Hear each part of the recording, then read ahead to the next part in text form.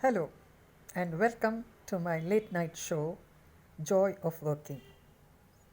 I'm Chaya Srivatsa, sharing with you all my experiences in the various jobs that I did and the takeaways from each of them.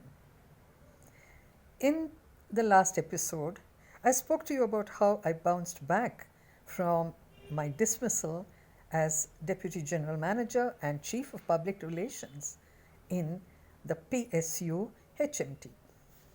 Today I'm going to talk about a little sensitive subject. With the Me Too movement doing its rounds, lot of emphasis has been on sexual harassment. It's been there, but this has given it a different dimension. Couple of people messaged me asking me, you have worked in various jobs in Bombay when you were much younger. Did you ever face sexual harassment? Well, at that time, we didn't know anything about sexual harassment. Yes, there were some men who made passes, who made sexually oriented remarks, but I could handle them. It didn't bother me. I gave it back to them the way it should be given back, and that was it. But today I'm going to talk about a different kind of harassment. This is called workplace harassment. Now, for that, there is no law against it. So, you see, you can be very vulnerable to workplace harassment.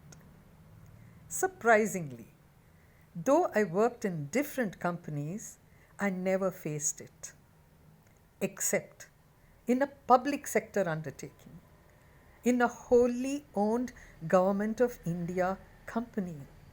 That's where I went through workplace harassment, and that too of a very high order. Isn't that very strange? At that time, when I was going through the tough times, I didn't share that with you because, well, I'm talking about the takeaways.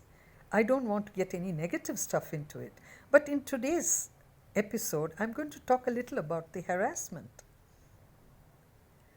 At that time, there was a very senior police official called Mr. Sangliana, who made an announcement in the paper saying any distressed woman can come to me for recourse. So I went and met him, and I asked him, Mr. Sangliana, can you help me? You know what he said? Did anybody touch you, madam? I said, no, they dare not. I can take care of that. But I'm being harassed at the workplace. He said, madam, I'm very sorry. Even in the Police Act, we don't have any section to talk about redressal for that. The other person I met was the Chief of Women in Public Sector, WIPS it was called. She was also a very senior member of a very big public sector. I went and told her, and you know what she said? Why don't you just go and apologize to your chairman? I said, for what? No, whatever it is.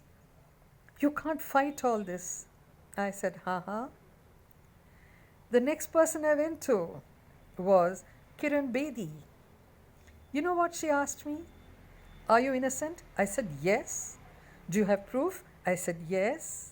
Do you have family support? I said, sure. She said, go ahead, face it. I liked her advice the best, and I stayed on to face it. You see, if you have not done anything wrong, but you're still being harassed, you can come out of it.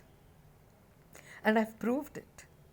Yes, you have to go through a lot of stress. I won't call it emotional stress, but it's a different kind of stress. When you go to work for 8 hours sometimes, and you are being ostracized by everybody because you're on a hit list of the management, nobody wants to talk to you, your phone doesn't ring, and you being the chief of PR, when a lot of journalists came to see you, now nobody comes to see you.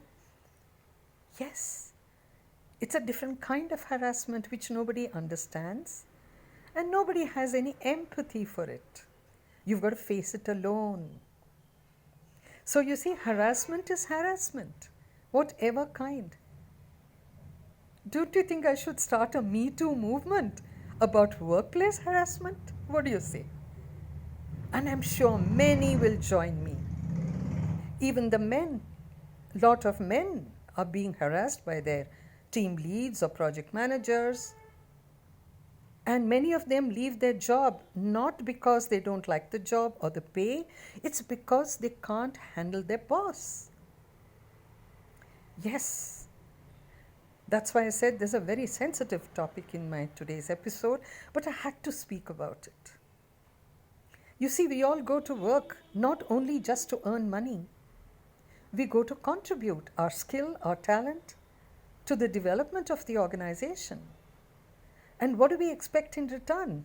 Yes, salary, of course. But what we expect in return is appreciation.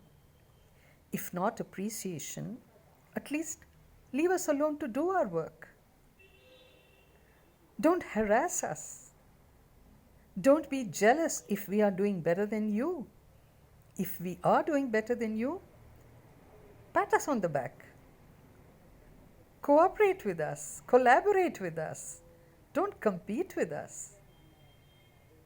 Now, this is the takeaway which I'm sharing with you. The workplace harassment I had to go through could have squashed me. That I didn't let it squash me shows that I had a lot of faith in my own skills and talents. And the universe wanted those skills and talents. Yes, if somebody doesn't need you, somebody else wants you. Never lose hope. Never lose your belief in your own self. And never bother about what will the world say. The world can say anything they want. Your witness is your goodness. You agree? So, in the next episode, I will share something else with you, but this sensitive topic is going to finish today. So, my friends, sexual harassment and workplace harassment can be equally bad. Harassment is bad. This is your takeaway from my show today. So, I'll meet you in my next episode.